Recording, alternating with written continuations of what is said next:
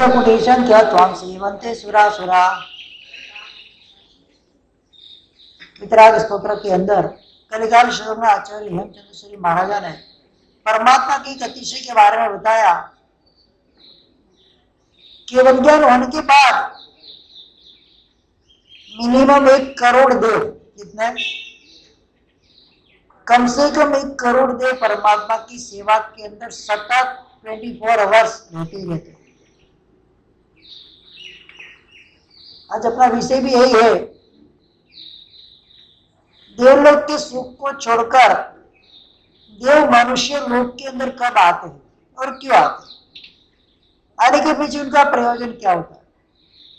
अनेक शास्त्रों के अंदर उसके बारे में अनेक बातें बताई गई है। यहाँ पर स्थानक सूत्र के अंदर भी देवों के यहाँ पर आने के अनेक कारण बताए। एक एक कारण को आज हमको समझना है। सबसे पहले देवों की भी उपास्य, देवों की भी जो देव होते देवादि देव, तारक तीर्थंकर परमात्मा, उनके कल्याण को के अवसर पर अपने देवताई देव सुखों को छोड़कर, अपनी देव वृत्ति को छोड़कर, देव वृत्ति को छोड़कर, अपने देव के भोग विलासों को छोड़कर परमात्मा के कल्याणों के अवसर पर परमात्मा के प्रति बहुमान भाव धारण करके, पूज्य भाव धारण करके सभी देव अपना अपना देव संबंधी कार्य छोड़कर शीघ्रातिशीघ्र मनुष्य लोक के अंदर आते हैं। सबसे पहले परमात्मा का जन्म कल्याणक जब होता है, कोई भी तीर्थंकर परमात्मा का जन्म कल्याणक होता है, उसे जन्म कल्याणक महोत्सव को मनाने के लिए जितने भी देव होते हैं, समीक दृष्टि देव तो आते आते हैं। उनकी प्रेरणा से कहीं न कहीं, जैसे मित्र की प्रेरणा से मित्र आता है, ऐसे मिथ्या दृष्टि देव भी होते हैं, वो भी वहां पर आते हैं और बड़े ठाट मार से परमात्मा का मेरु शिखर की टॉर्च के ऊपर जन्म महोत्सव मनाते हैं। इसीलिए देव यहां पर आते हैं। परमात्मा 3 लोग के नाथ है, उनके आगे हम भी सेवक के बराबर है, कुछ नहीं। हम भी 12 देवलोक की रुद्धि भी परमात्मा के आगे कुछ भी नहीं है।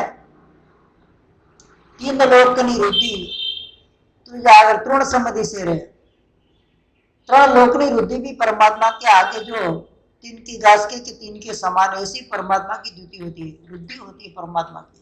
परमात्मा का ऐसा पुण्य होता है जबरदस्त, 3 लोक के अंदर अलौकिक पुण्य के स्वामी ऐसे तीर्थंकर परमात्मा, जिसी परमात्मा का जन्म होता है, उसके जन्म के सूचक जैसे सूचना करते हो जन्म हुआ है, जागो। हाँ, 3 लोक के नाथ का जन्म हुआ है। किसका जन्म हुआ है? प्रमाद में मत पड़ो, आलस में मत पड़ो, जागो। जन्म के सूचक जितने भी 64 इंद्र है, सारे के सारे इंद्र के सिंहासन वहां पर चलायमान हो जाते हैं, शाश्वत सिंहासन होते, स्थिर होते हैं। लेकिन परमात्मा के कल्याण के अवसर पर उनके सिंहासन के अंदर भी कंपन आ जाता है, ध्रुज जाते। कितना पुण्य प्रभाव होगा परमात्मा का, कितना पावर होगा परमात्मा के पुण्य के अंदर कि 12 देवलों के इंद्रों के सिंहासनों को भी क्षण मात्र के अंदर चलायमान कर देते हैं। इंद्रों को भी एक बार तो मन के अंदर शंका उपज जाती है, अरे भाई ऐसा कौन सी घटना हो गई, मेरे सिंहासन को भी जिसने डोलायमान कर दिया, ऐसा कौन सा पुण्यशाली जीव यहाँ पर आ गया है।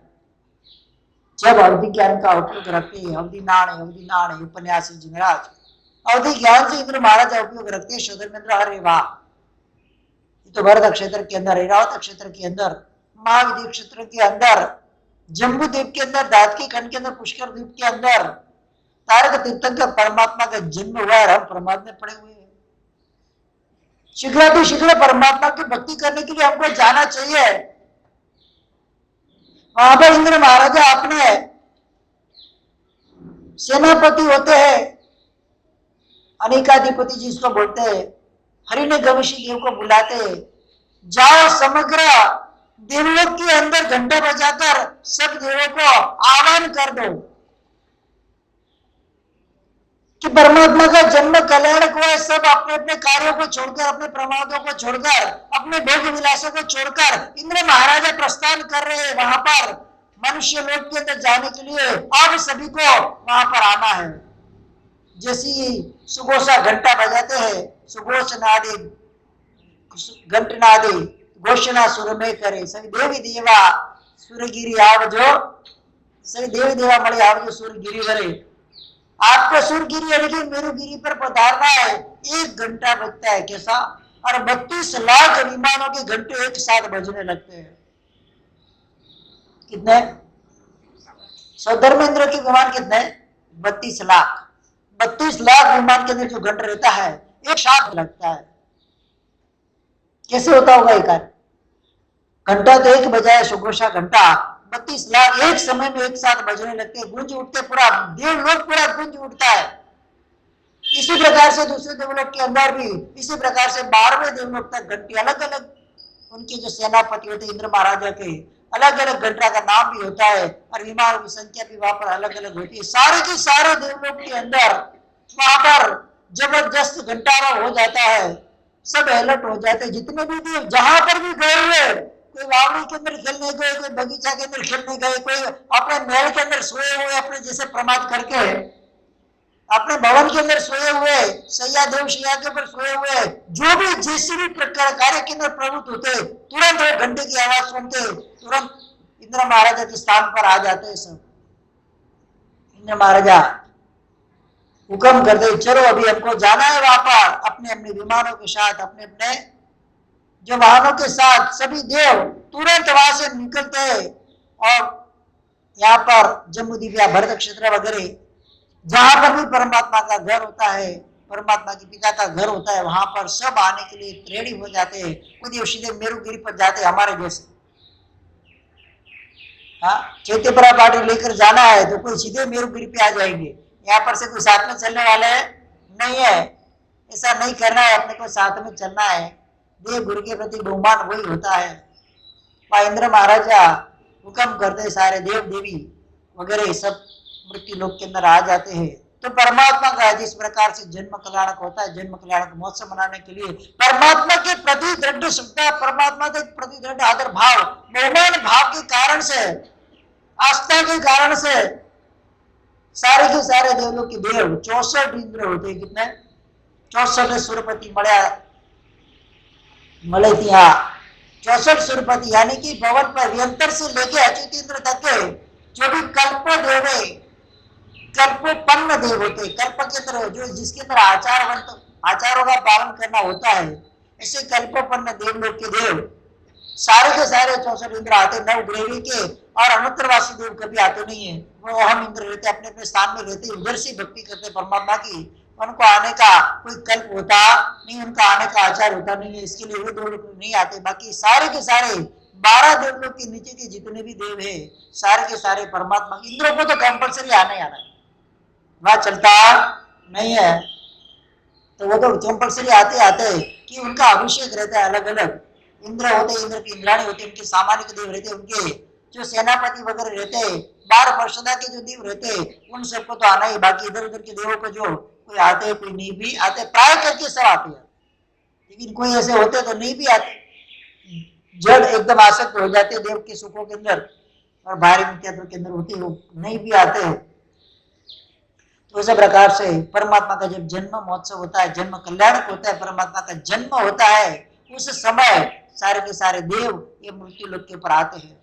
दूसरे नंबर के अंदर जब परमात्मा की दीक्षा का अवसर आता है, तब ब्रह्म देवलोक के अंत के अंदर रहे हुए नव लोकांतिक जो देव होते, सारस्वत गर्दद्वय वगैरह वगैरह, तुषित, अलग अलग उनके 9 नाम है। तो ये जो देवलोक के देव होते हैं, परमात्मा के दीक्षा के अवसर के 1 वर्ष पहले, जैसे श्रावण शुद्ध छठ की परमात्मा ने भगवान की दीक्षा, तो श्रावण शुद्ध छठ के दिन मतलब अगले वर्ष, पहले वर्ष नवलोकांति देव परमात्मा के पास आते, परमात्मा आपकी दीक्षा का अवसर नजदीक में है, वर्षिदान देकर आप धर्म की प्रवर्तना कराए।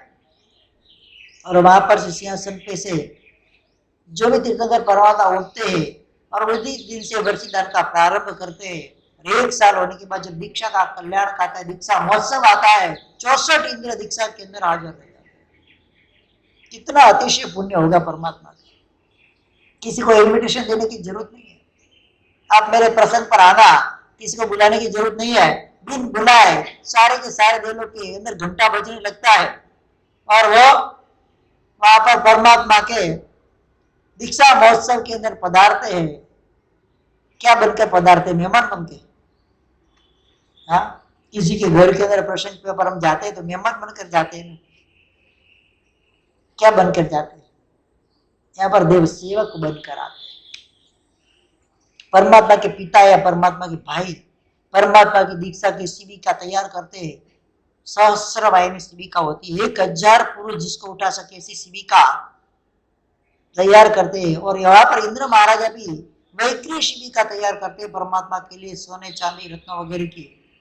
और जो भी परमात्मा के परिवार की शिविका होती है उन शिविका के अंदर संक्रमित हो जाती है, सिंगल शिविका हो जाती है। जब शिविका तैयार हो जाती है, परमात्मा के सिंहासन वगैरह लग जाते, कुल मात्रा के सिंहासन वगैरह लग जाते, चामर धारिणी वगैरह पंखा धारणी के सिंहासन वगैरह जो लग जाते हैं, उसके बाद परमात्मा पूर्वाभिमुख सिंहासन पर बैठते हैं शिविका के अंदर। शिविका कौन उठाएगा? शिविका कौन उठाएगा? जो नौकर चाकर रखे उठाएंगे ना। स्वयं इंद्र महाराजा खुद शिविका उठाते अपने कंधे के। अलग अलग इंद्र महाराजा अलग अलग शिविका, 4 जो 8 पाए होती है शिविका की, 8 इंद्र वगैरह होते हैं, शिविका स्वयं उठाते हैं परमात्मा की, थोड़े दूर तक स्वयं लेकर जाते हैं। कितनी भक्ति होती है परमात्मा की। 3 लोग के नाथ मनुष्य की सेवा कौन करते? देव के भी जो देव तो इंद्र महाराजा परमात्मा की सेवा करते हैं। ये अतिशय पुण्य होता है तारक तीर्थंकर परमात्माओं का। एक छोटी बड़ी बात नहीं है, जबरदस्त पुण्य की बात है। पूरे भाव के अंदर जबरदस्त कोटि का आदि नाम कर्म उत्पन्न किया उन्होंने। एक ऐसा पुण्य उपार्जन किया, 3 लोक के अंदर पुण्य फैल जाता है, ऐसा पुण्य उपार्जन करते हैं। पुण्य की सीमा कितने लिमिट होती है पुण्य की? व्यक्ति कितना पुण्य कमा सकता है? ज्यादा से ज्यादा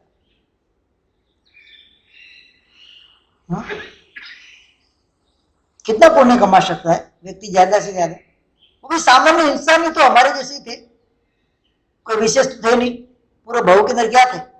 सामान्य साधु थे, सामान्य इंसान थे। तो इतना लखलूट पुण्य, जबरदस्त पुण्य उन्होंने कैसे उत्पन्न किया? तप करके कर्म को खपाकर पुण्य उपार्जन किया, परोपकार की बुद्धि से पुण्य उपार्जन किया। सभी जीव को शासन ऋषि की भावना मन के अंदर प्रकट होती है पूर्व के तीसरे भाव के अंदर, और उस भावना के द्वारा एक जबरदस्त कोटि का पुण्य उपार्जन करते हैं, जिसके आगे देवलोक की वृद्धि भी तिनके के समान होती है।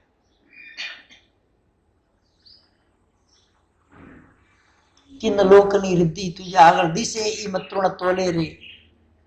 परमात्मा के स्तवन के अंदर आता है 3 लोक की रुद्धि कितनी, देव की रुद्धि कितनी, देव के पास संपत्ति कितनी, कितने रुद्धि के मालिक होते हैं, हमारे पास रुद्धि कितनी। इंद्र महाराज की बात छोड़ दो, उनके सामरिक देव की बात छोड़ दो, सामान्य कैटेगरी का लास्ट कैटेगरी का जो देव होता है उसके पैरों में जूते पहनते हैं वो लोग, जूती पहनते हैं, उसके अंदर रत्न होते हैं, रत्न जड़ित जूती होती है।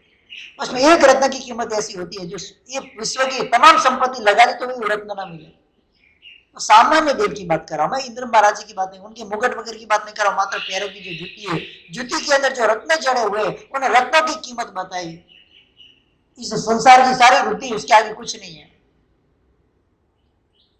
इतनी रुद्धि के मालिक अच्युतेंद्र वगैरह देव होते हैं, 12 देवलोक के देव। वर्तमान काल के अंदर सीता का जीव अच्युतेंद्र बना हुआ है, सीता का जीव अच्युतेंद्र बना हुआ है।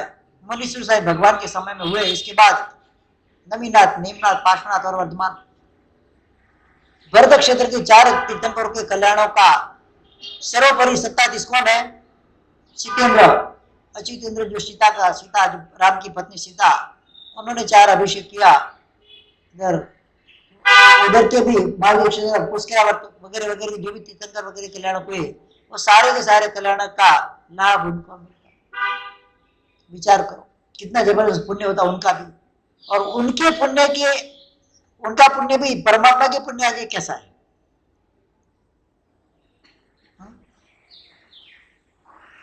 कोड़ी देव मिलकर न कर सके, एक अंगुष्ठ रूप प्रति चंदा, ऐसो अद्भुत रूप तुहारो, दर्शत मानो अमृत को बुंदा। पार्श्वनाथ भगवान के स्तवन के अंदर उपदेशो जी महाराज ने बताया, करोड़ करोड़ देव अपना ओरिजिनल जो रूप रहता है देव का, उस ओरिजिनल रूप को संग्रहित करके एक रूप बनाते हैं। कितना अपनी ताकत नहीं है। भरत महाराजा ने इंद्र महाराजा को बोला था एक बार, जब आए थे परमात्मा के समर्शन के अंदर, कि मुझे आपका ओरिजिनल रूप देखना। चक्रवर्ती बोल रहे, कौन बोल रहे? जो मनुष्य लोग के अंदर सर्वश्रेष्ठ पुण्यशाली जीव होता है, मनुष्यों की अपेक्षा से चक्रेश्वरी होता है वो, उनका पुण्य कितना होता है, उनका बल कितना होता है, उनकी ताकत कितनी होती है। छन्नी कोड़ के सैन्य को अपने रथ घोड़े हाथी के साथ एक चुटकी में दबाए हाथ के खेल से पूरे जमीन में गिरा दे, इसकी उतनी ताकत स्वयं की होती है। वो चक्रवर्ती और प्रथम चक्रवर्ती भरत चक्रवर्ती, उसी भव के अंदर मोक्ष में जाने वाले, कितनी ताकत की रुद्धि के स्वामी हो गए। इतना महाराजा बोलते आपका ओरिजिनल रूप मुझे देखना है। इंद्र महाराजा के तो देख नहीं पाएगा, पर फिर भी आग्रह किया। इंद्र महाराजा ने मात्र उनका अंगूठा बताया। क्या? तो भरत महाराज बोला, मेरी आंखें कुल नहीं बंद हो जाती, इतना हो जाए, इतना जबरदस्त अंगूठे का पुण्य होता है, तो इंद्र का पुण्य कितना होगा। ये तो शौधर्मेंद्र की बात कर रहा हूँ। अच्युतेंद्र का पुण्य, उसकी रुद्धि कितनी होगी, उसकी द्युति कितनी होगी, जबरदस्त कोटि की। तो वो सारा रूप संग्रहित करे और करोड़ों करोड़ों देव का रूप संग्रहित करके परमात्मा के सामने रख दिया जाए, तो परमात्मा के सामने, सूरज के सामने झुकने को जैसा लगे। परमात्मा का इतना रूप होता है, परमात्मा इतना तेज होता है। तीन लोक के अंदर सर्वश्रेष्ठ तेजस्वी होते हैं कोई, तो परमात्मा होते हैं। औदारिक शरीर के अंदर भी इतना तेज होता है। कैसा है पुण्य, कहां से आता है? ऐसे पुण्य दर परमात्मा हमको मिले हैं यहाँ पर। ऐसे परमात्मा की भक्ति करनी है। 12 देवलोक के इंद्र आते परमात्मा की भक्ति करने के लिए, किस प्रकार से आते हैं, कितना अतिशय परमात्मा उनको खींच कर लाते हैं। ये पुण्य परमात्मा का देवलोक तक पहुंचता है, हमारे तक नहीं पहुंचे। हमको लाभ नहीं हुआ, उनको लाभ होता है, हमको लाभ नहीं हुआ। वही कि नहीं महेश भाई? परमात्मा की भक्ति का अनुभव लाभ बताया गया है। वहां पर देवलोक के देव आते परमात्मा के महोत्सव में, दीक्षा कल्याण के महोत्सव में पड़ा पड़ी करते शिविका उठाने के लिए परमात्मा की। कौन पड़ा पड़ी करते हैं? देवों के देव। क्रम होता है, उसके बाद ये उठाए, उसके बाद ये उठाए, पूरा नियत क्रम होता है, हर बार एक ही क्रम होता है। कोई इधर उधर भटकते नहीं है। या तो अपना वरघोड़ा निकलता, मारे सब का आदमी क्या, वरघोड़ा का, बैंड बाजा का क्या, कोई ठिकाना होता नहीं है। कोई सिचुएशन नहीं, कोई सीक्वेंस नहीं, कुछ भी नहीं। अपनी मर्जी के अंदर डोलते डोलते जाते हैं। कोई किसी प्रकार की विनय मर्यादा विवेक होता नहीं। आज कितने भी जो भी आप जुलूस देख लो, कोई भी प्रकार का विवेक नहीं। परमात्मा का स्वयं दीक्षा का वरघोड़ा निकलता है। किस प्रकार से पूरा आयोजन होता है, पूरे कल्पसूत्र के अंदर उसका आयोजन बताया। कौन सी चीज कब चलेगी, कौन सी चीज के पीछे क्या आता है, परमात्मा की शिविका कब आती है, देव देवी कब रहते हैं, कहाँ रहते हैं। साधु साधु तो होते नहीं परमात्मा के वरघोड़ा के अंदर, परमात्मा साधु कोई है ही नहीं, कहां से होंगे। स्त्री को कहा चलना है, पुरुषों को कहा चलना है, रथ कहा चला, महेंद्र ध्वज कहा चला, मंगल कहा चल रहे, सब अलग अलग प्रकार से। घोड़े सवार कहा चलेंगे, हाथी के ऊपर बैठे कहा चलेंगे, रथवाड़े कहा चलेंगे, पूरी एक लिस्ट बताई हुई है। और विवेक पूर्ण, विवेक बद्ध पूरा परमात्मा का जो वशीदान का जो जुलूस रहता है, परमात्मा के नगर के अंदर घूमता है और घूमते घूमते उद्यान के अंदर जाता है जहाँ परमात्मा की दीक्षा होनी है, उस स्थान के अंदर जाते हैं परमात्मा, वहां पर शिविका में से उतर की दीक्षा ग्रहण करते। पूरा विवेक पूर्ण व्यवहार। कई बार हमने सुना है, हमारे जो जुलूस वगैरह निकलते हैं, अगर सही ढंग से निकले तो जुलूस को देखकर अन्य जो दूसरी प्रजा है, कोई ऐसे अणुधर्मी जीव होते उसको देखकर और समिक दर्शन की प्राप्ति कर जाए। लेकिन हमारा जुलूस देखे समिक दर्शन हो तो भी चला जाए, कोई विवेक नहीं, कोई रंग ढंग नहीं, कोई कुछ भी नहीं। अपने अपने हिसाब से चलो, अपने अपने हिसाब से आओ। कोई इधर चार चलेंगे, कोई इधर चार चलेंगे, कोई उधर चलेंगे, कोई आगे जाएंगे, कोई पीछे जाएंगे, कोई ठिकाना नहीं। आज तक कोई भी ऐसा जुलूस देखा जो विवेकपूर्ण चला हो इतनी उम्र के अंदर? क्या किसी का भी? परमात्मा का जुलूस हो, दीक्षा का जुलूस हो, चैत्य परिपाटी का जुलूस हो, या कोई तपस्या का वरघोड़ा वगैरह हो, कुछ भी फंक्शन सिस्टम का है, लोग भाव तो प्राप्त करे कि नहीं करे वो तो दूर की बात है, अभाव अवश्य में प्राप्त करे। गुरु भगवंतों का भी वहां पर विनय विवेक आदर होता नहीं है। आगे चलो, पीछे चलो, धक्का मारो, साथ में चलो। गुरु भगवंत के साथ में चलने का होता है क्या? पीछे ही चलना होता है। लगोलग चलते लाइन सर, ये कौन सा विवेक आया? फोटो खींचवाना, ये कौन सा विवेक आया? बोलना पड़े, मेरे जैसा तो बोल देता भी चलो पीछे आओ, अगर साथ में चलना तो ले लो, इतनी ये साथ में चलने की इच्छा भावना है ना, आ जाओ हमारे साथ, फिर साथ में चलना। शिष्य भी गुरु के पीछे चलता, दाएं या बाएं, पीछे नहीं, एक जगह। इसका विवेक बताया है योग निवृत्ति वगैरह ग्रंथों के अंदर। शिष्य को गुरु के साथ विहार करते तो कैसे चलना चाहिए, श्रावक को कैसे चला। आगे व्यवस्था में जा रहा हूँ, व्यवस्था में, कौन सी व्यवस्था? तू तेरी व्यवस्था कर, पहले पीछे आओ, बोलना पड़ता है हमको। विवेक पूर्ण जब कार्य होता है तो अनेक जीवों को उसके अंदर से प्रेरणा मिलती है, और हड़ुकर्मी जीव होते तो समित दर्शन वगैरह प्राप्त कर लेते हैं, और कोई कोई जीव ऐसे होते सरल वृत्ति तक आ जाते, नहीं आते ऐसा भी नहीं, क्योंकि वो विवेक पूर्ण ढंग से होता है। ये होना चाहिए। परमात्मा का यहाँ पर जुलूस निकलता है, देव, इतने देव करोड़ों की संख्या के अंदर, यहाँ तो 10 12 50 व्यक्ति होते तो भी ढंग से नहीं चलते, वहां तो करोड़ों की संख्या के अंदर होते। कैसे? एक भी व्यक्ति आगे पीछे इधर उधर नहीं होता है, उसकी जगह पर ही उसको चलना है। ये सिस्टम होती है। जिन शासन का जुलूस है, कोई हेरे गेरे शासन का नहीं है, यहाँ पर विवेक और विनय पूर्वक का जुलूस होता है। यह शासन प्रभावना का जुलूस होता है, शासन हिलना का नहीं होता है। हम देखते हैं कई जगह तपस्वी का वरघोड़ा होता है, कोई कहाँ भागता है, कोई कहाँ भागता है, कोई कैसे करता है, कोई कैसे करता है, कोई नहीं। और कई लोगों तो भी ऐसी आदत, महात्मा विहार में जैसे चलते हैं, आकर झुकते हैं, पैर पड़ते हैं। अरे भाई पैर पड़ना तो उपासना में आओ, उधर की रोड पे, ये क्या सिस्टम है? इसे झुक जाए, अचानक आके, साधु को गिरा दे, अचानक आके झुक जाएंगे उधर, दिखावा, हम हमारा शब्द को वंदन करने आए। अरे करना है वंदन तो उपासना में तो कभी 4 महीने में कभी उपासना में दिखे नहीं हो, भाग्यशाली। जब जुलूस निकलते हैं, कोई महात्मा विहार करते तुरंत आके पैर में गिरेगा। ये कोई सिस्टम होती नहीं है। हर परंपरा के स्थानकवासी लो, देरावासी लो, मंदिर वाले लो, के दिगंबर ले लो, कोई भी ले लो, सबके अंदर ये अभिव्यक्ति तो सबके अंदर है। गुरु भगवंत जब विहार कर रहे होते, चल रहे होते हैं, हमारी नजर हमारे लिए बताए कि हिरिया समिति का पालन करते हुए चलना है, और आप बीच में आके छोटे जीव की रक्षा करते हुए चलना है, तो बड़ा ही आगे टपक जाता है उधर। भाई पाप को पैर में पड़ना है, झुकना, पर दूर से मत भी थोक बंधन बताया कि नहीं बताया? दूर से मत भी करो, उधर आके बीच में आने की चालो, जुलूस में बीच में आना। मारवाड़ी में तो खास, गुजराती में बहुत कम है। गुर्दे उधर आ जाएंगे, जैसे गुर्दे के बड़े चेले हो गए। ये अविवेक है, ढंग ही नहीं है उनके कोई। विवेक पूर्ण व्यवहार होना चाहिए। जुलूस निकलता है, अपनी घोली बनाई तो बहनों को एक होता उधर ही बंधन करने लग जाते। अरे भाई समय नहीं है, बंधन कराए उपासना में आकर करो, विवेक पूर्ण कर, रोड पे खड़े खड़े बंधन क्या करना है? बोलना पड़ता है हमको, बोलते भाई उधर जाके करना। वहां पर खाली आपको क्या कर रहे हैं, गुरु भगवान के सामने गवली, मतलब उनका बहुमान प्रदर्शित करना है, और तो मते नंदन करके निकल जाओ लेकर। कभी तो पाटला हमारे पाव में आ जाता है, तब तक की पटला पड़ा रहता है पाटला। वंदन वगैरह करना, कहां पर करना, कैसे करना, किस प्रसंग में करना, औचित्य होना चाहिए उसके अंदर, वो भी सीखना होता है। जहां मिले वहां वंदन चालू, जहां मिले पचकान लेना चालू, जहां मिले हाथ जोड़ के खड़े हो गए, जहां मिले मांगलिक।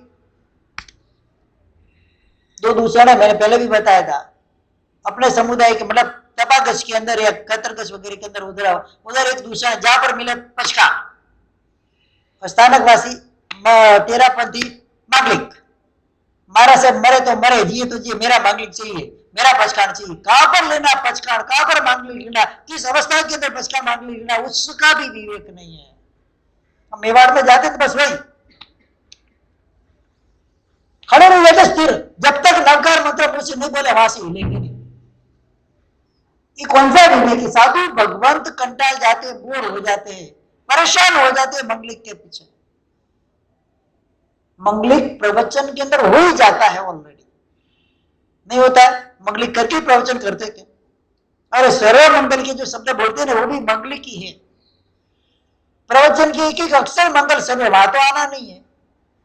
मंगलिक पचकान, मंगलिक पचकान क्या है?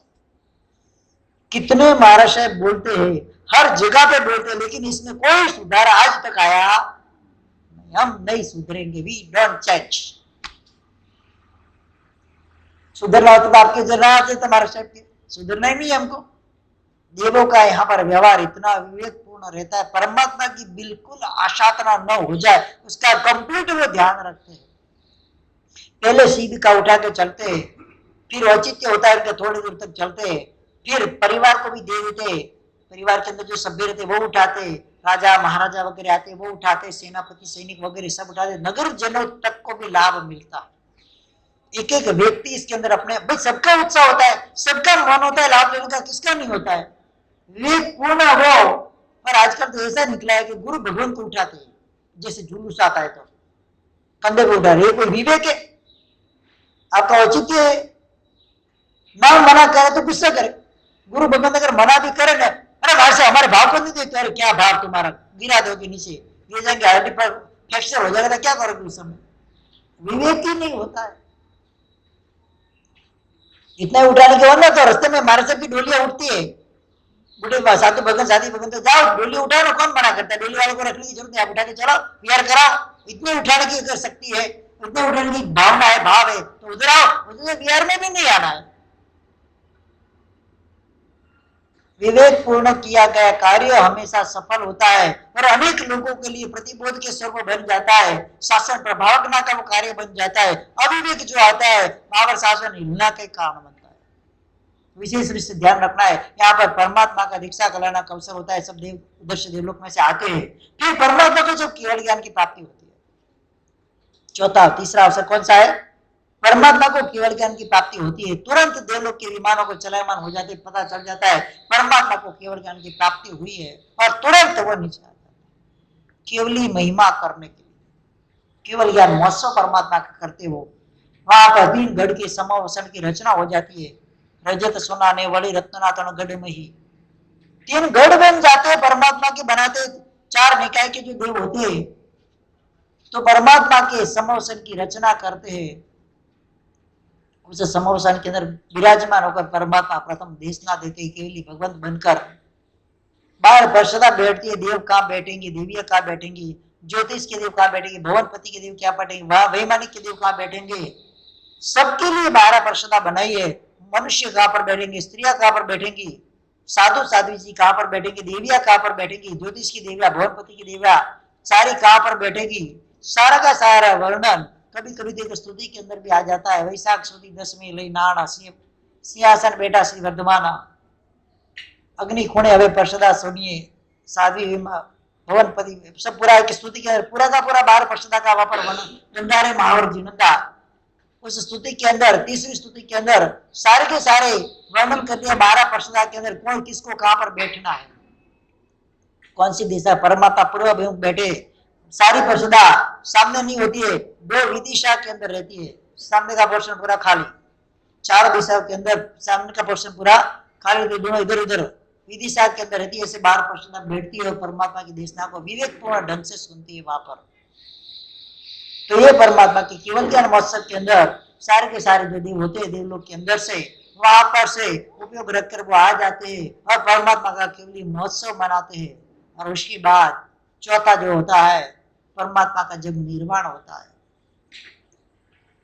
निर्वाण महिमा करने के लिए भी देवलोक के देव 64 इंद्र परमात्मा का निर्वाण महिमा करने के लिए आ जाते हैं। ये जो चारों कल्याणक मैंने बताया उसके अंदर 64 से 64 इंद्र, सारे के सारे इंद्र, कोई भी बाकात रहता नहीं है, सारे के सारे इंद्र अपनी अपनी बुद्धि के साथ परिवार के साथ वहां पर आते हैं और परमात्मा का ये चारों महोत्सव करते, निर्वाण महोत्सव परमात्मा का। परमात्मा के निर्वाण की शिविका भी इंद्र महाराजा बनाते, वही परमात्मा को शिविका के अंदर विराजमान करते, परमात्मा को स्नान विलेपन वगैरह करा जाता है, आभूषण वगैरह परमात्मा को वहां पर पहनाए जाते हैं।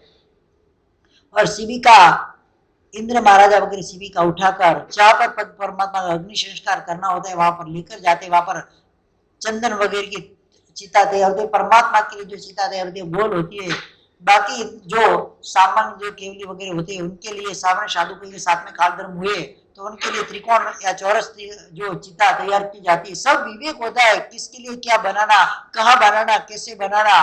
पूरी चंदन की चिता की शिविका को रखते, फिर इंद्र महाराजा हर्ष के आंसू नहीं है, शोक के आंसू से इंद्र महाराजा परमात्मा को अग्नि संस्कार अग्निदान देते। जब पूरा शिविका वगैरह जलने को आए तब जाके क्या लेना, खेत लेना। अब तो अग्नि संस्कार महात्मा का होता है तो देखते हम क्या क्या होता है, कुछ भी बचने नहीं दे, लकड़ी तक उठा के ले जाए घर पे। विवेकपूर्ण होना चाहिए। इंद्र महाराजा किस इंद्र को कौन सी चीज लेनी है परमात्मा की, जब अस्थि हो जाती है, अस्थि से जब शरीर रह जाता है तब इंद्र महाराजा को डाढ़ा लेनी है, दूसरे इंद्र महाराजा ये लेते हैं, अलग अलग सबको ये लेना है। बाकी के जो आते हैं वो राख लेकर जाते हैं, अपने अपने घर में अपने अपने संदूक वगैरह में रखते हैं और परमात्मा की वहां पर पूजा करते हैं। ये पूरा हर चीज के अंदर संपूर्णतया विवेकपूर्ण व्यवहार होता है। इसीलिए अनेक जीव वहां पर उस महोत्सव को देखकर प्रतिबोध पाते हैं। कोई समय दर्शन की प्राप्ति करते हैं, कोई सर्ववृत्ति की प्राप्ति करते हैं, कोई देशवृत्ति की प्राप्ति करते हैं, कोई केवल ज्ञान तक प्राप्त कर जाते, वो देखते देखते देखते उस भाव के अंदर चढ़ के। तो ये चार कारण तो मेन हो गए परमात्मा का यहाँ पर महोत्सव के लिए। परमात्मा के पुण्य से खींचकर वो देव यहाँ पर मनुष्य लोक के अंदर आते हैं। इसके बाद दूसरे भी और कारण चार बताए गए हैं। वो देव क्यों आना चाहते हैं वहां पर, यहाँ से कोई देव देखे, जैसे मनुष्य लोक में से ऐसे मरकर कोई व्यक्ति देव बना हुआ है तो संयम लिया था, जिस आचार्य भगवान के पास संयम लिया था, उपाध्याय भगवंत होते, प्रवर्तक होते, गणी होते, गणावच्छेदक होते, मुनि भगवंत होते हैं, मेरे उपकारी, जिनके पास मैंने अध्ययन किया है, जिनके पास मैंने चारित्र धर्म का पाठ सीखा हुआ है, जिन्होंने मेरा इस संसार में से उद्धार करके मुझे चारित्र धर्म प्रदान किया था, मुझे प्रतिबोध किया था, ऐसे ऐसे जो भी उपकारी लोगों को याद करके उनके उपकार का बदला चुकाने के लिए देवलोक में से देव यहाँ पर आते। उपकार क्यों करना चाहिए, इसके पीछे ये भी कारण है। स्वार्थ बुद्धि वहां पर होती नहीं है, परार्थ बुद्धि जब आती है जीवन के अंदर, अपने मन के अंदर, जिससे मैंने एक दूसरे व्यक्ति के ऊपर किसी को सामायिक लेना नहीं आता है, आया मुझे सामायिक दिलाओ, प्रसन्न मन से उसको अपने सामायिक करवाया, उपकार किया। क्या किया? प्रतिक्रमण। कई लोग लेट आते, कोई ऐसा होता है, कभी भी मन खट्टा नहीं करना चाहिए, उत्साह से वापस करना चाहिए। ये जो धर्म के अंदर जोड़ने का उपकार होता है ना, टॉप लेवल का उपकार होता है। कैसा होता है? कभी भी न भूलने वाला उपकार होता है।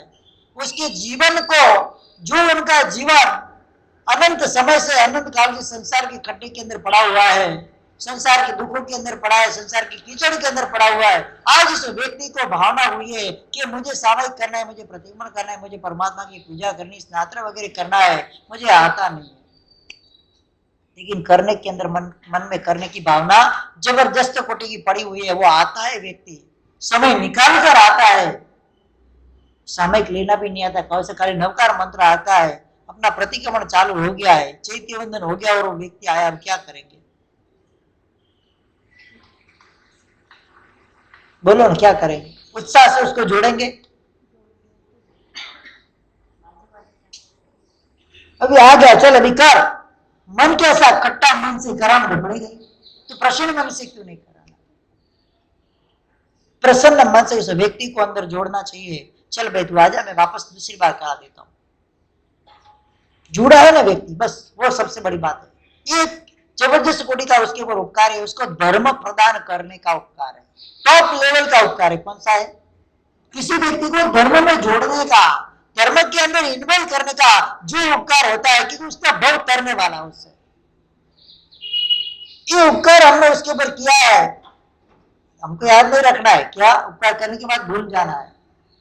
हमारी एक सबसे बड़ी कमजोरी है, उपकार करने के बाद याद रखते हैं क्या, मैंने तेरे लिए इतना किया था, तूने मेरे लिए क्या किया। किया था तो किया था, हो गया, खेल खत्म। अब क्या है, अपेक्षा रखते हो कि तू भी मेरे लिए इतना कर, ये अपेक्षा ईर्ष्या में पलट जाती है, फिर ईर्ष्या क्रोध के अंदर आ जाएगी, फिर अष्टम पष्टम कुछ बोलने लगा, व्यक्ति आगे पीछे का सारा इतिहास बता देगा, तूने ऐसा किया था, तूने वैसा किया था, फलाना ढिकना, और एक दूसरे के अंदर संघर्ष हो जाएगा, राग द्वेष कंप्लीटली हो जाएगा, और खत्म खेल, अनंत भव तक फिर नेवला और सांप की तरह आकर लड़ना है, ऐसी हालत हो जाएगी। उपकार करने के बाद उपकार को भूल जाना है। कर्म श्रद्धा की चौपड़े के अंदर तो उपकार आपका लिख दिया, आपको याद करेंगे क्या जरूरत है। यहाँ पर कोई भी व्यक्ति आता है उसको धर्म में जोड़ना है, हम जोड़ते हैं, कल को उठ के वो व्यक्ति धर्म आराधना करके देवलोक में गया, उपयोग रखेगा कि मुझे सबसे पहले धर्म में किसने जोड़ा था, मेरे उपकारी कौन है, उसको वंदन करने के लिए वो आएगा। जिसे मैंने पहले बताया था, मदन रेखा का पति युग बाहु, अंतिम समय के अंदर मदन रेखा ने उसको धर्म का पाते दिया, धर्म का बाता दिया था, धर्म के अंदर जोड़ा था, सम्यक दर्शन की प्राप्ति कराई थी। युग बाहु मर गए, पांचवें देवलोक के अंदर गए, देव बने वहां पर। यहाँ पर मदन रेखा नंदीश्वर द्वीप की यात्रा करने के लिए वो चंद्रचूड़ विद्याधर होता है, वो विद्याधर लेकर आया उसको, वहां पर उपयोग रखते मेरे उपकारी कौन है, तुरंत वहां पर नीचे आता है देव, और वहां पर साधु भगवंत, अर्धि ज्ञानी साधु भगवंत बैठे हुए, और विद्याधर के पिता, वो देवलोक किसे देव आते हैं, प्रचंड द्युति वाला वो देव, जबरदस्त क्वालिटी का, और आकर सीधा मदन रेखा को 3 प्रदक्षिणा करके उसको वंदना करता है। उपकार क्या काम करते हैं।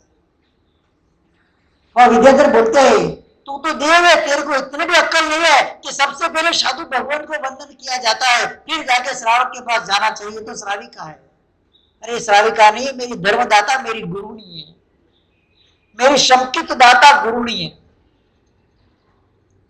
क्या है संकित दाता गुरु तरो पच्चो वयार न थाय, भव कूड़ा कोड़े करी करता कोटि उपाय। समय दर्शन की सज्जाई के अंदर, 67 बोल की सज्जाई के अंदर ये पंक्ति आती है, जो भी संकित प्रदान करता है हमको, पहली बार संकित प्रकट कराता है हमारे अंतर आत्मा के अंदर, करोड़ों करोड़ों भव तक उसके उपकार को कभी भुला नहीं जाता है, और उसका उपकार का बदला चुका ही नहीं जाता है। तो वहां पर मदन रेखा बोलती है ये मेरे उपकारी है, जिन्होंने मुझे गए भाव के अंदर मरण अवस्था के अंदर मेरे को आर्थ ध्यान में से निकालकर शुद्ध ध्यान में लाया, धर्म ध्यान में लाया, और इतना ही नहीं, सरल वृत्ति तो नहीं मिली, देश विधि धर्म और सम्यक दर्शन की प्राप्ति उसने मुझे कराई, और जिसके प्रभाव से मैं नरक गति के अंदर जाने वाला जो जीव बन गया था ध्यान के अंदर, भाई ने मेरे पे गले पे वार कर दिया था, तलवार से गला काट दिया था मेरा, उसके प्रति मेरे को भयंकर द्वेष था, आवेश के अंदर था, क्रोधावेश में था, कषाय के युक्त था मैं, और उसको उसने मेरे को शांत किया, शांति कमाई, धर्म का प्रदान किया, 4 शरण अंगीकार कराए, और सम्यक दर्शन की प्राप्ति कराई। बोलो अब किसको पहले वंदन करना चाहिए। देव बोलता है विद्याधर को, क्या बोलता है, ये उपकार होता है। तो उपकारी व्यक्ति जो होते हैं उनके दर्शन वंदन परिपासना सेवा वगैरह करने के लिए देवलोक में देव यहाँ पर आते हैं, उपकारी गुरु भगवंतों के लिए आते हैं, क्योंकि उन्होंने मुझे संसार के कीचड़ में से निकालकर यहाँ तक पहुंचाया है, बाकी मेरी कोई हैसियत नहीं थी। पत्थर सम शिष्य को भी मूर्ति समन बनाए, इसका नाम क्या होता है, गुरु होता है, रत्न समन बना देते। फिर दूसरे नंबर के अंदर देवलोक में से देव देखते मनुष्य लोग के अंदर कोई प्रचंड ज्ञानी महात्मा है, घोर तपस्वी महात्मा है, शुद्ध संयमी महात्मा है, जबरदस्त कोटि के निष्प्रिय आत्मा ऐसे महात्मा है, व्यवच्छ प्रेमी आत्मा है, तो उनके दर्शन करने के लिए देवलोक में से देव नीचे आते हैं। आज भी आते, नहीं आते ऐसा नहीं, लेकिन ऐसा हमारा पुण्य चाहिए, देवलोक में से देव को खींचकर लाने का पुण्य चाहिए। आज लोग बोलते हैं मेरे को पद्मावती आती है, मेरे को भैरव जी आते हैं, मेरे को माणिक भद्र आते हैं, मेरे को, वो नवरे नहीं बैठे, वो फ्री नहीं बैठे, वो उधर उधर उनके पास तुमसे भी ज्यादा काम धंधा है उनके पास, आ जाएंगे इधर बैठे बैठे आपकी सेवा करने के लिए। और कितने लोगों के अंदर आते, हाँ, वो तो सम्यक दृष्टि देव है, ऐसे थोड़ी आ जाएंगे आपके पास। अरे आपका पुण्य क्या है, कौन से आचार है आपके? शुद्ध विशुद्ध आचार वाले ज्ञानी तपस्वियों के पास तो नहीं आते, आपके पास आ जाएंगे, ये मानने वाली बात होती है। हाँ कब आते? पूरे भक्त आपके अगर मित्र होते और उन्हें विग्रह का मेरा मित्र है, तो आएंगे तो ऐसे धमाल नहीं करेंगे, आएंगे तो सीधा साधा व्यवहार रखेंगे, उसको धर्म कमाने का प्रयत्न करेंगे। वो ये तो अधर्म के मार्ग पे सबको लेके जा रहे हैं। कोई देव ऐसा करता नहीं है, ये सब खाली बनावट होती है, कुछ होता नहीं है। कभी भी इधर उधर भागना नहीं चाहिए। हमको भी बोले मार से उसको तो ये आते हैं, उसको तो पद्मावती है, उसको तो हाजरा जरूर है, माणिकपुत्र हाजरा जरूर है, किसको हनुमान हाजरा जरूर होता है। क्या बोले हनुमान मोक्ष में कभी कहाँ आएंगे? यहाँ पे हनुमान कहाँ गए? उसी भाव में मोक्ष में गए, आपकी सेवा करने के लिए आएंगे। वो इतने जबरदस्त कोटि के आचार्यवंत तपस्वी वगैरह साधु भगवान ज्ञानी वगैरह है इस लोक के अंदर भी, उनकी सेवा करने नहीं जाते और आपकी सेवा करने आएंगे। घर में रात्रि भोजन करते हो, घर के अंदर जमीन खाते हो, होटल में जाकर खाते हो, इधर उधर भटकते रहते, आपकी सेवा के लिए आएंगे। वो फ्री बैठे हुए, कोई काम धंधा नहीं है उनको, कभी ऐसा होता नहीं है। वो आएंगे तो शुद्ध आचार वाले, शुद्ध सम्यक से उनके गुणों के आकर्षित होकर आते हैं। मैंने बताया ना, घोर तपस्वी होते, विकृष्ट तपस्वी होते, इतना जबरदस्त कोटि के अंदर अंदर तप चलता है, उनका पता भी चलता नहीं, ऐसे जबरदस्त तपस्वी होते। कई ऐसे महात्मा है आज जीवन जिनको लीलोत्री का त्याग, दीक्षा के दिन से आजीवन लीलोत्री का त्याग, मतलब हरी वनस्पति हरी सब्जियां नहीं खानी, आज जीवन के लिए जिनको ड्राई फ्रूट का त्याग है, आज जीवन के लिए फ्रूट का त्याग है, आज जीवन के लिए मिठाई का त्याग है। तो खाना क्या हमारा शरीर? सब तो बात आ गई अंदर, रोटी सब्जी दाल चावल, क्या खाना? आजीवन दही का त्याग होता है, दही भी नहीं खाना। आजीवन दूध का त्याग होता है। ऐसे त्यागी तपस्या के पास नहीं आते और आपके पास आ जाएंगे। ये तो मेरे दिमाग में तो वो बात बैठती नहीं है, भले कोई माने कि ना माने, मैं उसका विरोध भी करता नहीं, लेकिन मेरे दिमाग में बात बैठती नहीं। कोई भी देव ऐसे किसी के पास आ जाते नहीं है, कितना भी आपका हो, इतना तो पुण्य है ही नहीं आपका। अगर इतना पुण्य होता था, इधर खड्डे में क्यों, गावड़े में क्यों, कि खोले में क्यों रहते हो? अगर जबरदस्त पुण्य होता, देव देव को बुलाने तक का आपके पास पुण्य है, तो आप फ्यूचर में क्यों पड़े हो? उषा की बिल्डिंग में जाकर रहते, कहां पर आया बताए? उषा की बिल्डिंग 27 मजले का है, इंस्टीट्यूट बॉम्बे, रिलायंस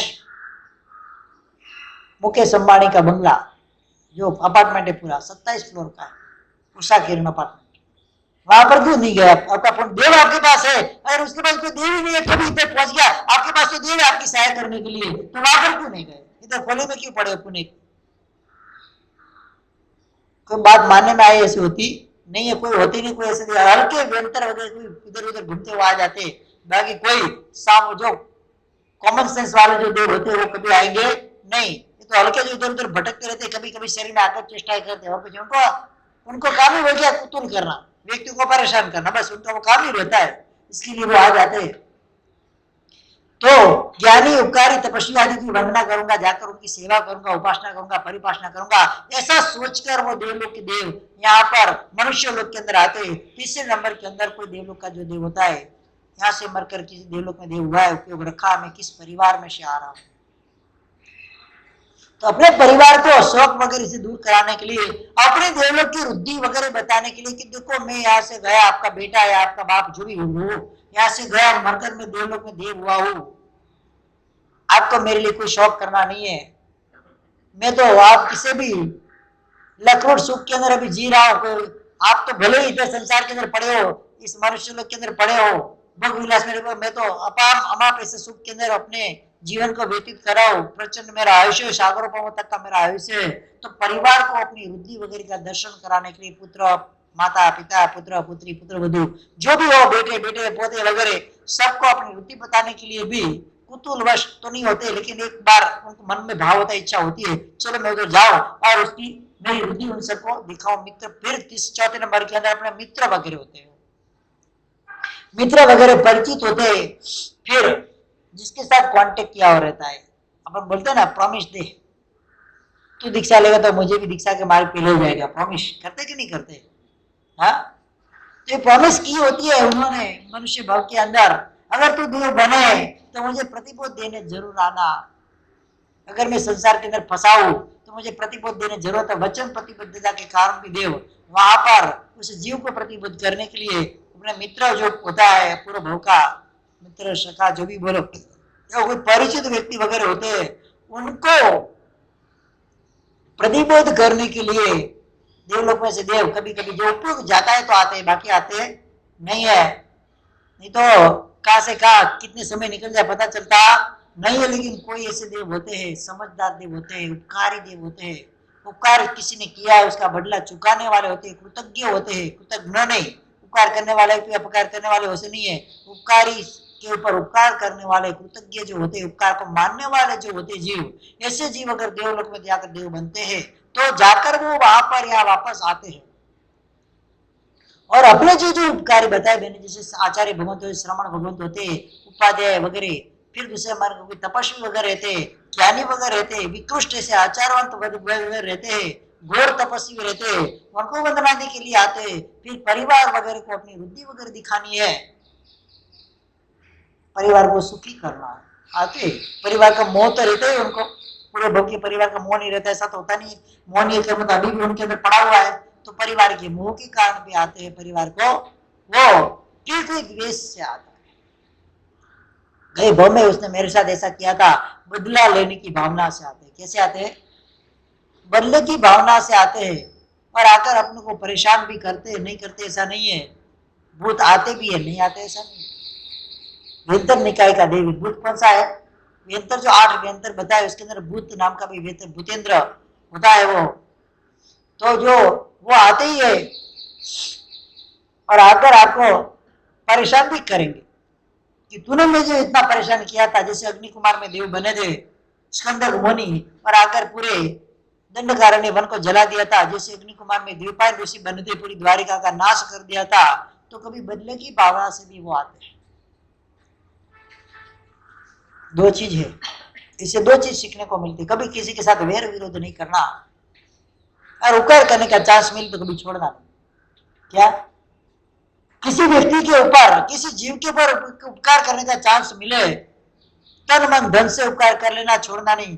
कभी कभार वो व्यक्ति, वो जीव कुछ धर्म पाकर देवलोक में जाए, उसको उपयोग रखे, नहीं हरीश भाई ने मेरे पर उपकार किया था, मुझे उनको वंदन करने के लिए जाना चाहिए, वो तुरंत आ जाए, बिन बुलाए मेहमान हो जाएगा।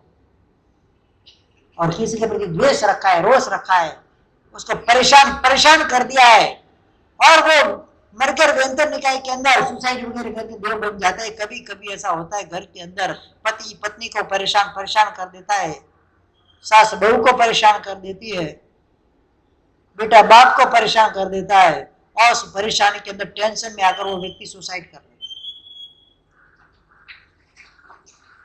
सुसाइड करते समय अंतिम समय के अंदर शुभ भाव आ जाए, मरने के समय पे वो जाकर आयुष्य का बंध नहीं किया हुआ पूरे भव का नए भव का, तो व्यंतर निकाय के अंदर जाकर वो देव बनता है। क्या बनता है?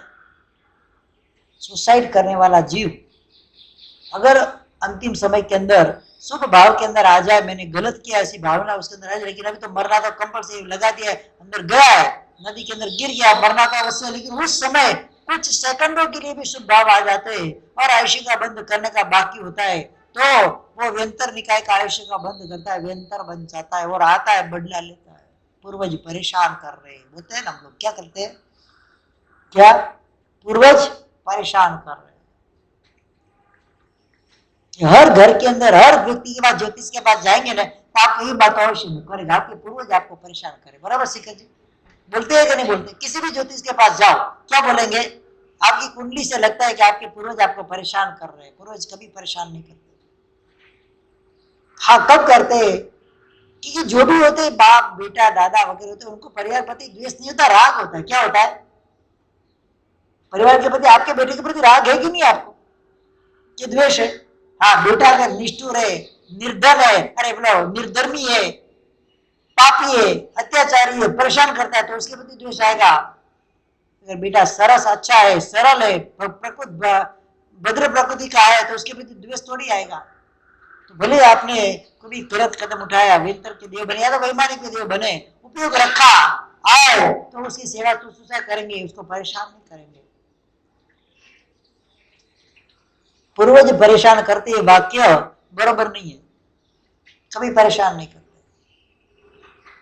पूर्वज कहाँ गए वो भी पता नहीं पहले तो, अगर वो देवलोक में गए तो उपयोग रखेंगे, बाकी कौन से भी गए, गति में गए, नरक में गए, तिरंज में गए, मनुष्य में गए, वो आने वाले तो है, तो परेशान क्या करेंगे? उनको खुद को बताने में कहां से आया वो पता नहीं है तो क्या परेशान करेंगे? नरक के अंदर पता होता है मैं कहां से है, लेकिन नरक के जीव यहाँ आ सकते नहीं परेशान करने के लिए, तो बाकी कौन बचा? देवलोक के, देवलोक के अंदर वैमानिक देवलोक के अंदर गए तो कुतुब हो, तो उनका होता नहीं तो परेशान करने आते नहीं है, तो बाकी कौन से बचे? वेंतर।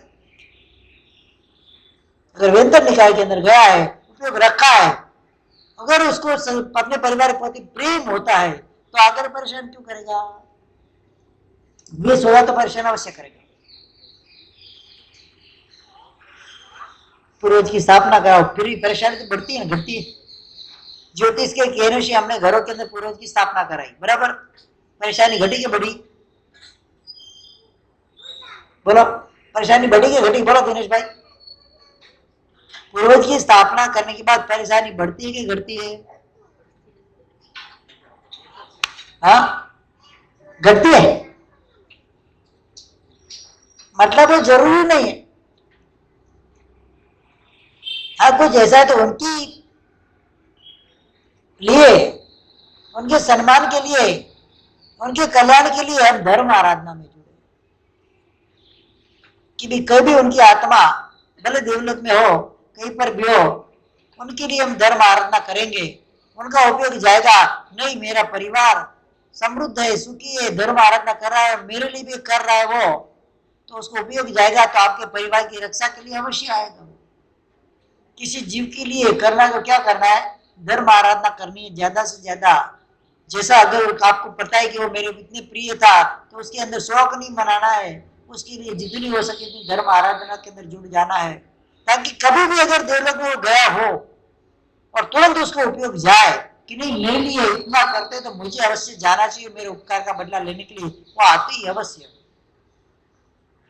कि उपकार देवलोक के देव कभी उपकार को भूलते हैं नहीं। अगर व्यक्ति जीव अगर देवलोक में जाता है, कभी अपने किए हुए उपकार को कभी भूलता वो नहीं है, वो अवश्य में आता है। इसीलिए एक बात मन में रखना है, कोई भी जीव हमारे आजू बाजू होता है, अगर उसको हमारी जरूरत पड़े तो परोपकार बुद्धि से उसके ऊपर आपको उपकार करना है, निखालस मन से करना है, सब कुछ मन से करना नहीं है। करना पड़े, जबरदस्ती करना पड़े ऐसे नहीं, शुभ भाव से करना है, ताकि वो व्यक्ति अगर कोई ना कोई भाव के अंदर, अगर देवलोक में गए, हम भले हमारा भी यहाँ से प्रयाण हो गया, दूसरे भाव में गए और वो भी देवलोक के अंदर गया, उसको तो उपयोगी कौन सा जीव है कि मेरे मित्र है, मेरे उपकारी है, तो उसी भाव में भी आकर आपके ऊपर उपकार करेगा, नहीं करेगा ऐसा नहीं है। तो विशेष रूप से इस बात का ध्यान रख के हमको हर व्यक्ति के प्रति उपकार बुद्धि का जो चयन किया है, हमने उपकार बुद्धि रखनी है। किसी के प्रति द्वेष नहीं, रोष नहीं, कोई वेर नहीं, हाल नहीं, बंपाल नहीं, कुछ भी करना नहीं है। मात्र एक ही चीज होता है, सामने वाले जीव का कल्याण कैसे हो, इसी भावना के साथ हमको ये कार्य करना है।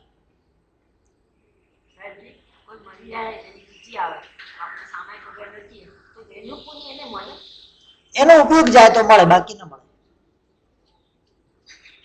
वो अगर देवलोक के अंदर है और उसको उपयोग रखे हो कि उस समय की मेरे परिवार वाले क्या कर रहे हैं, अरे मेरे लिए तो उन्होंने सामयिक कहता है, तो मेरी पुण्यतिथि उधर की और उन्होंने सामयिक रखा है, तो परिवार को याद करके उधर से नतमस्तक वंदना कर देता है।